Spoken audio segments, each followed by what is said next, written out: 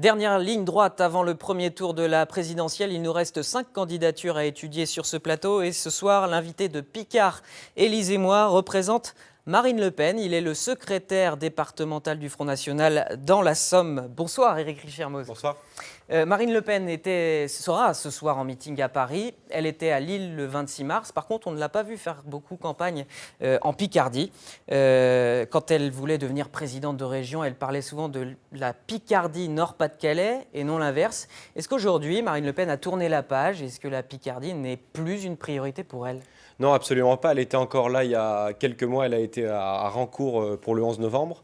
Après, c'est sûr qu'elle était plus habituée à venir en Picardie ou dans le Nord-Pas-de-Calais. Et pour la campagne présidentielle, elle a dû se déplacer dans les endroits où elle était moins habituée à aller, que ce soit en Outre-mer ou dans d'autres régions.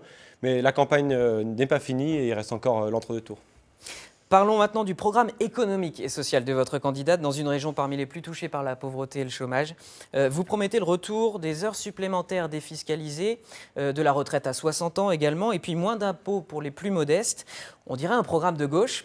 Et en même temps, vous ne prenez pas grand-chose aux plus riches, vous facilitez la transmission des fortunes aux enfants.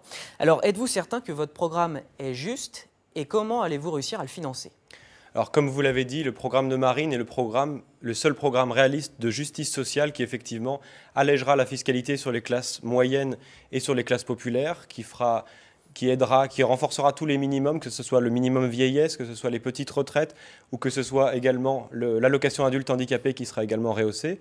Mais pour ce qui est de prendre aux riches, comme vous dites, ou en tout cas de savoir prendre l'argent là où il est, je ne suis pas forcément d'accord avec vous, puisque en matière de fraude fiscale, Marine est l'une des plus intraitables pour empêcher les grandes firmes de faire de la fraude fiscale.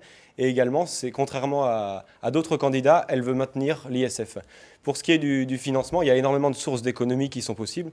Rien que déjà, l'Union européenne nous coûte 23 milliards par an et nous en rend 13. Ça fait déjà 9 milliards qu'on peut trouver comme ça en sortant de l'Union européenne. En Picardie, l'Europe rapporte 70 millions de fonds européens par an, par exemple. Elle rapporte aussi. C'est toujours le même mécanisme. On donne quasiment 2 euros pour 1 euro qui nous est rendu. Donc en sortant de l'Union européenne, on pourra avoir énormément plus d'argent et en se passant, notamment pour nos agriculteurs, de toutes ces normes complètement idiotes qui tuent aujourd'hui notre agriculteur et qui font qu'aujourd'hui, près d'un agriculteur sur 3 gagne moins de 350 euros.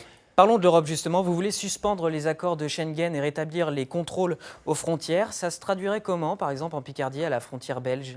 Un mur, un barbelé ou un grillage? C'est drôle que vous me posiez cette question. Il y a eu des frontières... Quand il y a eu des frontières pendant toute notre histoire, j'ai jamais vu de mur ou de grillage à la frontière franco-belge. Comment ça se passe du coup? Alors, ça se passe Parce que l'idée, c'est bien d'arrêter tous les migrants. L'idée, c'est pas de mettre un mur, c'est pas de bloquer, de mettre des barbelés comme certains voudraient l'entendre dire.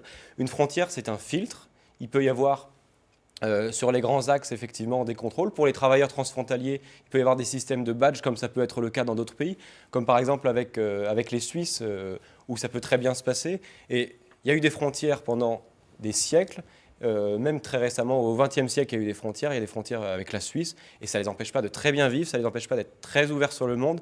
Et ça ne les empêche pas non plus de commercer et d'exporter beaucoup plus que ce qu'on fait. Donc sortir de Schengen, ça ne veut pas dire être renfermé. Au contraire, ça veut dire avoir un filtre et savoir qui on veut qui rentre chez nous et qui on ne veut pas. Et pour ce qui est de l'immigration et des migrants dont vous parlez, effectivement, Marine Le Pen considère qu'en France, on a le droit de choisir qui vient sur notre territoire, qui ne le vient pas, et que les personnes qui sont éligibles au droit d'asile peuvent rester en France, mais c'est un tout petit nombre.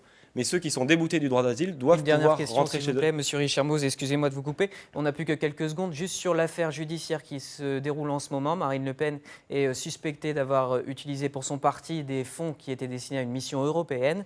Est-ce que vous pensez que le poids de cette affaire peut menacer la candidature de Marine Le Pen, paradoxalement ?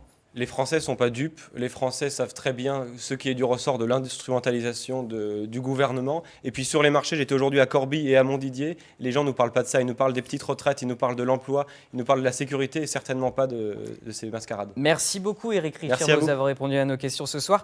Je précise à nos téléspectateurs que demain, un représentant de Nathalie Arthaud sera l'invité de Picard, Élise et moi.